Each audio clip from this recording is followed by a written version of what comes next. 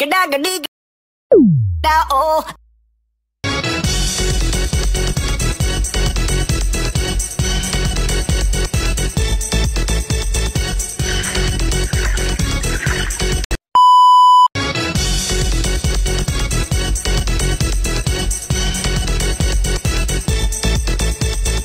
Assalamualaikum warahmatullahi wabarakatuh. Kami dari kelompok kelima akan menjelaskan mengenai ancaman internet. Ada hujan, ada petir. Cakep. Petir menyambar di rumah si Ratu. Cakep. Terima kasih yang sudah hadir. Yo, Assalamualaikum warahmatullahi wabarakatuh.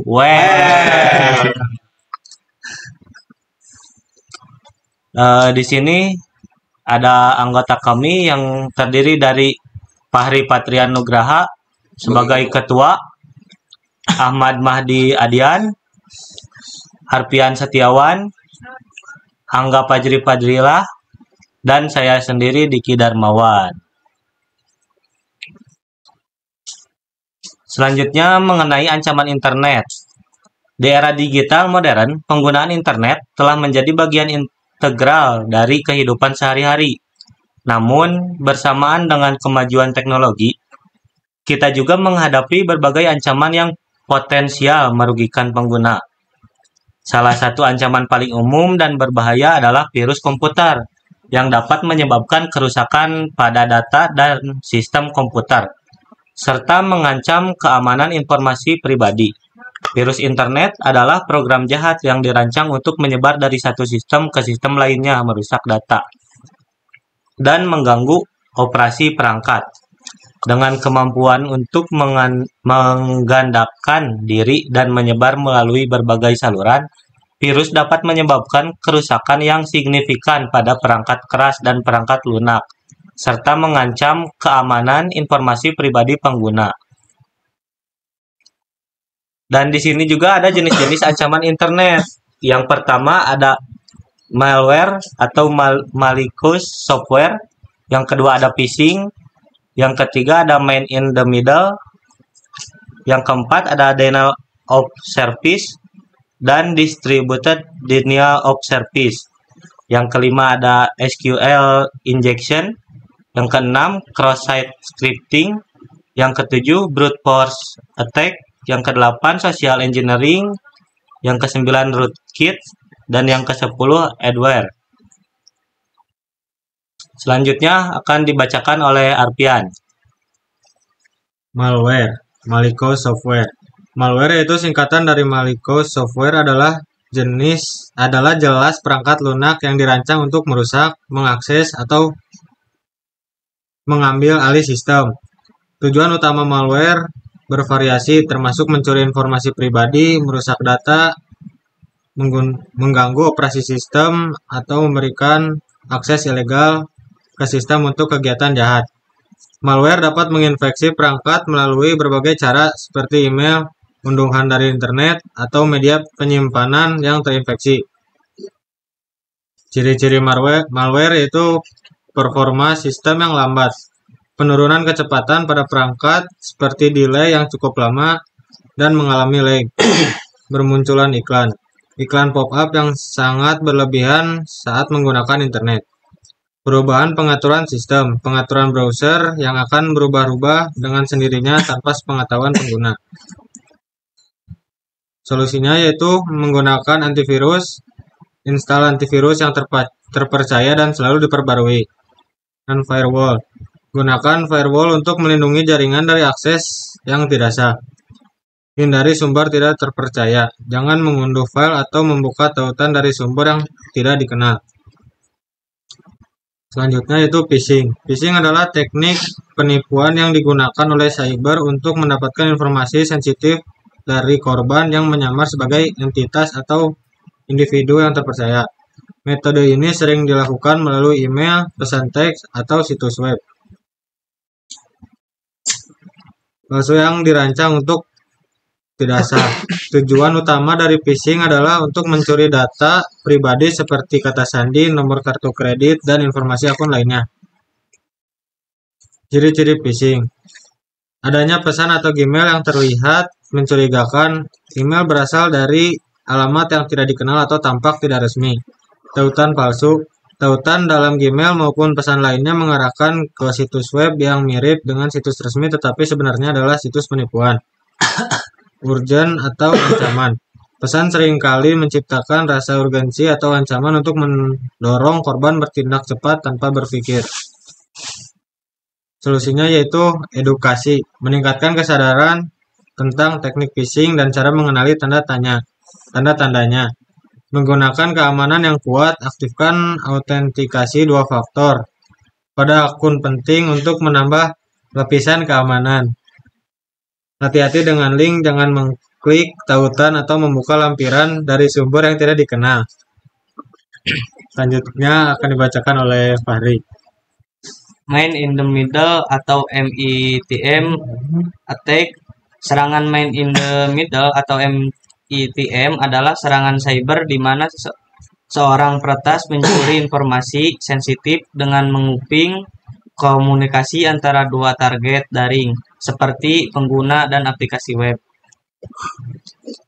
Cara kerja serangan man in the middle. Serangan man in the middle atau MITM memanfaatkan kelemahan pada jaringan, peramban, akun email, dan perilaku pengguna.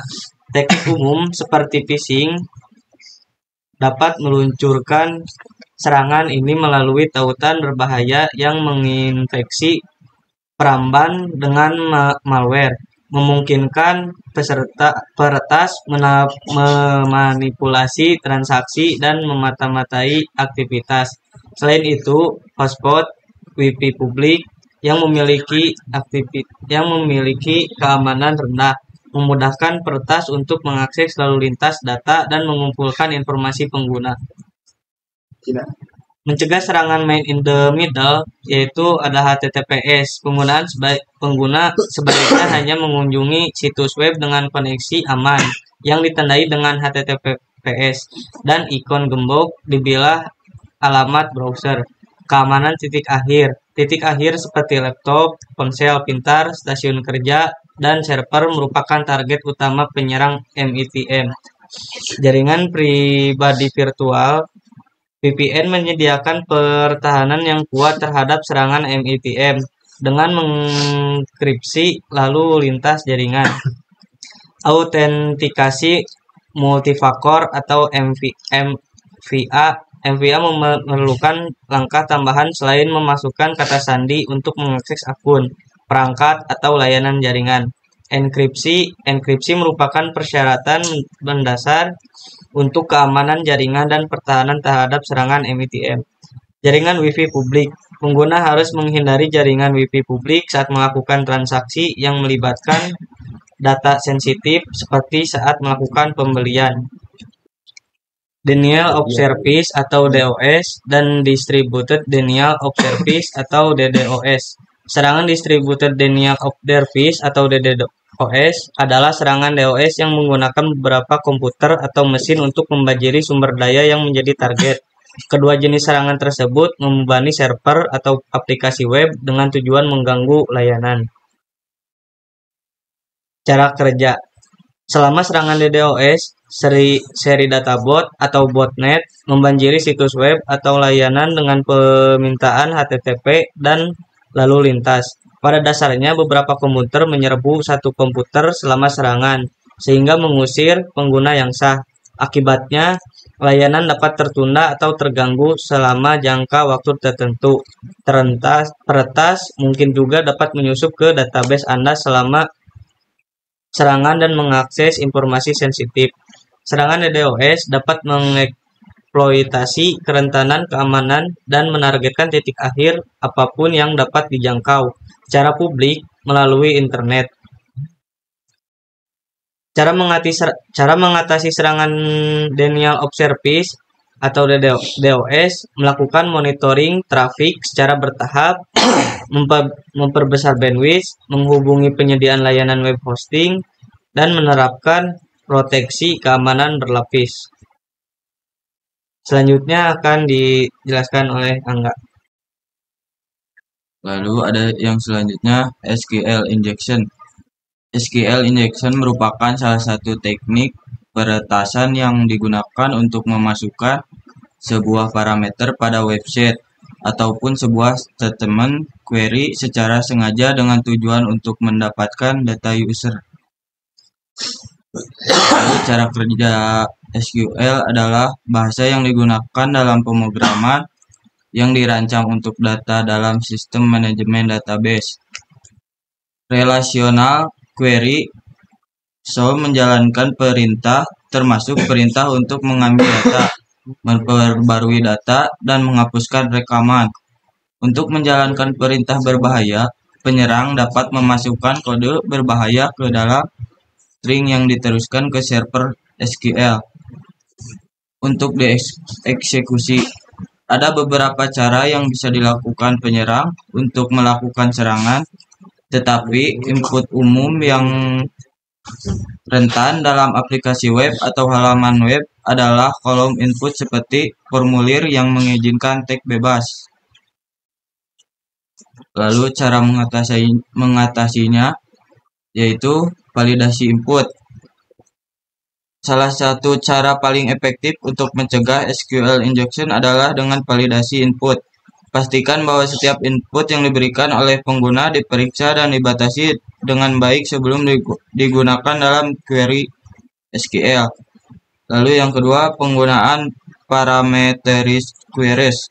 Parameterized queries atau prepared statement adalah teknik yang memungkinkan pengembang untuk memisahkan data yang dimasukkan oleh pengguna dari perintah SQL yang dieksekusi. Lalu yang ketiga, memisahkan database, username, dan password. Setiap aplikasi web harus menggunakan username dan password yang berbeda untuk mengakses database. Lalu yang keempat, memasang filter untuk input meta karakter. Untuk mencegah SQL injection, Anda juga bisa menggunakan filter untuk meta karakter seperti tanda kutip tunggal, tanda kutip ganda, atau titik koma. Lalu yang kelima, memasang web application firewall WAP dan intrusion prevention system. WAP yaitu adalah lapisan keamanan tambahan yang dapat mendeteksi dan memblokir serangan sebelum mencapai aplikasi web Anda. Dapat memantau lalu lintas HTTP dan memblokir pola serangan yang mencurigakan, sementara IPS dapat menghentikan serangan sebelum mereka berhasil mengeksploitasi celah di sistem. Lalu selanjutnya cross-site scripting atau KSS. Cross-site scripting atau KSS adalah jenis serangan keamanan yang memungkinkan penyerang untuk menyisipkan skrip berbahaya ke dalam halaman web yang kemudian dijalankan oleh pengguna yang mengakses halaman tersebut. Lalu ada cara kerjanya adalah serangan keamanan yang memanfaatkan celah pada aplikasi web untuk menyisipkan dan menjalankan skrip berbahaya di sisi klien browser pengguna. Identifikasi celah keamanan. Penyerang mengidentifikasi celah keamanan dalam aplikasi web yang memungkinkan prinsip script. Celah ini dapat muncul di formulir input, kotak komentar, atau area input pengguna lainnya yang tidak memadai dalam memvalidasi atau menyaring data yang dimasukkan. Penyisipan skrip berbahaya. Penyerang menyusupkan skrip atau kode berbahaya ke dalam aplikasi web melalui celah keamanan yang telah diidentifikasi. Skrip ini dapat berupa JavaScript atau jenis skrip lain yang dapat diakses oleh browser. Menyimpan skrip di server dalam serangan KSS, persistent script yang disisipkan dapat disimpan di server web. Lalu ada cara mengatasi ancamannya, yaitu 1. Output encoding, 2. Content security policy, 3. HTTP only and secure keys, 4. Penetration testing, yang kelima browser security header. Yang keenam, auditing logs. Yang ketujuh, regular security audit. Kedelapannya, educate developer. Dan yang terakhir, stay informed. Lalu yang selanjutnya dibacakan oleh Diki. Nah, kembali lagi dengan saya di sini akan menjelaskan mengenai brute force attack. Brute force attack adalah metode peretasan yang menggunakan pendekatan trial and error untuk mendapatkan akses ke akun, kredensial, login, atau kunci enkripsi. Istilah brute force mengacu pada upaya yang dilakukan secara paksa dan berlebihan untuk mencapai tujuan. Cara kerja brute force attack yang pertama yaitu ada pengumpulan informasi. Pengumpulan informasi yaitu penyerangan mengidentifikasi target dan mengumpulkan informasi yang relevan seperti username atau alamat email. Yang kedua ada pemilihan metode. Pemilihan metode yaitu penyerang memilih metode brute force yang bisa berupa brute force murni, mencoba semua kombinasi karakter secara sistematis. Dictionary attack menggunakan daftar kata sandi umum atau kombinasi yang sering digunakan.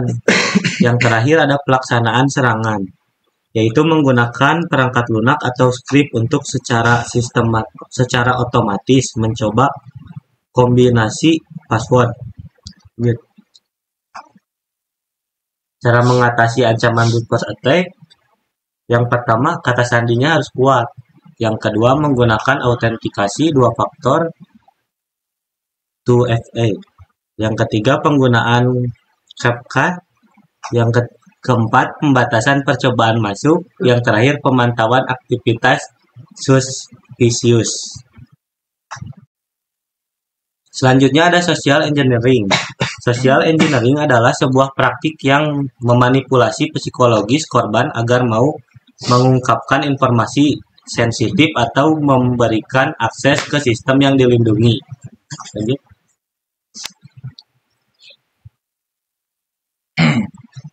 Cara kerja social engineering, yang pertama ada perencanaan. Yang kedua riset terlebih dahulu. Selanjutnya mengembangkan pretext. Selanjutnya lagi ada eksploitasi data, dan yang terakhir ada disengajement.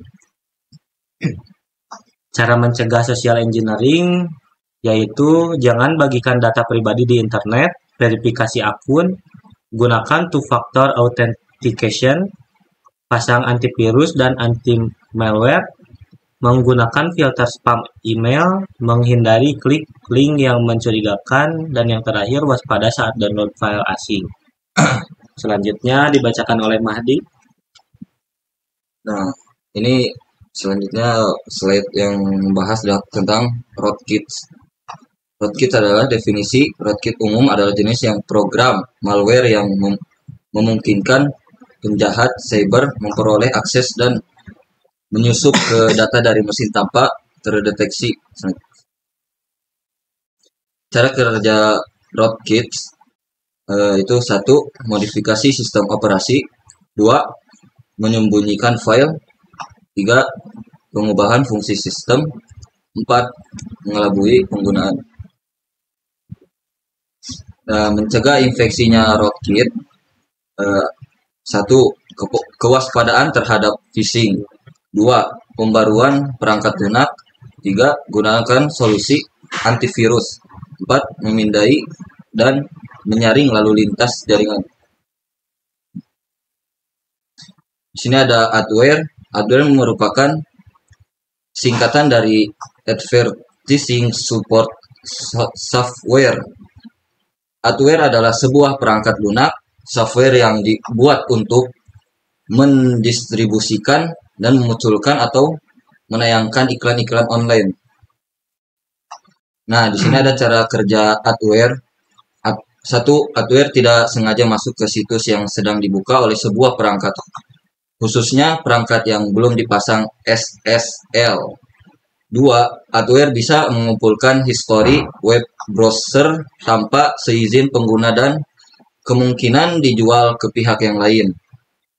3. Adware melacak histori pencarian maupun aktivitas pengguna saat online. Sini ada cara menghindari ancaman adware. Ada 6. Yang ke-1, tidak mendownload file yang ilegal. Kedua, tidak sembarangan klik iklan pop-up. 3. Kunjungi situs dengan SSL. 4.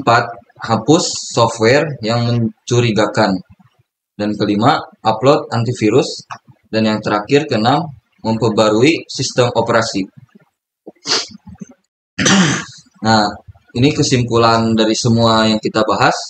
Kesimpulannya dari pembahasan mengenai ancaman internet menunjukkan bahwa meskipun kemajuan teknologi dan penggunaan internet membawa banyak kemudahan dalam kehidupan sehari-hari, ada berbagai risiko yang harus diwaspadai. Ancaman seperti malware, phishing, serangan man in the middle, dan DOS dan DDoS dan SQL dan XSS dan brute force attack, social engineering dan rootkits yang tadi saya bahas, dan adware dapat merusak data, mengancam keamanan informasi pribadi, serta menggunakan operasi sistem. Oleh karena itu, penting bagi pengguna untuk memahami karakteristik dan cara kerja masing-masing ancaman ini, serta menerapkan langkah-langkah pencegahan yang tepat seperti menggunakan sistem secara rutin dan mengedukasi diri tentang praktik keamanan yang baik. Dengan kewaspadaan dan tindakan yang tepat, penggunaan dapat melindungi diri mereka dari potensi kerugian yang disebabkan oleh ancaman-ancaman di dunia maya. Nah, ini di sini ada referensi dari PPT kita semua. Jumlahnya semuanya ada 20 sesuai di tugas. Nah, maaf jika presentasi kita kurang sempurna, karena yang sempurna hanyalah kita yang dulu pernah bersamanya. Sekian presentasi dari kelompok kami.